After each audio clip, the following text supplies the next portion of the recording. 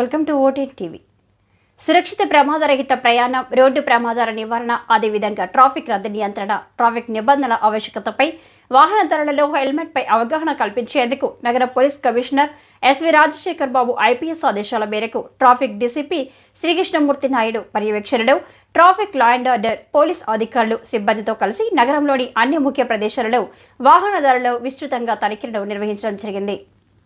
ఈ తనిఖీలలో helmet ధరించని వాహనదారులను helmet వలన ఉపయోగాల గురించి అవగాహన కల్పించడం జరిగింది. అదేవిధంగా పెండింగ్లో ఉన్న జరిమానాలను వెంటనే చెల్లించాలని, మీ ఫోన్లోనే జరిమానాలు చెల్లించవచ్చు అని తెలియజేస్తూ హెల్మెట్ పెట్టుకోకపోతే జరిమానాలు విధించడంతో పాటు వాహనదారులను సీజ్ చేయడం జరుగుతుందని తెలియజేశారు.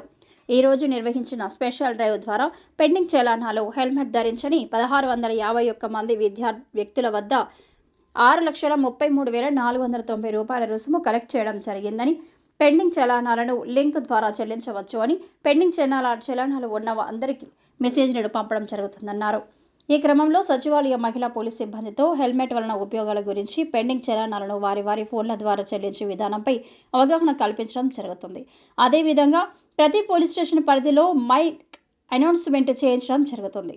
ఈ నేపథ్యంలో ప్రజలకు అవగాహన కల్పించడంలో కీలకంగా వ్యవహరించి అత్యధిక చలానాలను వసూలు చేసిన అజిత్ సింగ్ నగర్ ఇన్స్పెక్టర్ హెచ్ వెంకటేశ్వరని, కృష్ణలంక ఇన్స్పెక్టర్ ఎస్ఎస్వి నాగరాజుని, గ్రామ సచివాలయ మహిళా పోలీసులతో అజిత్ సింగ్ నగర్ పిఎస్కు చెందిన పి గాయత్రి, కృష్ణలంక పిఎస్కు చెందిన ఎం రాజేశ్వరను పోలీస్ కమిషనర్ అభినందించారు.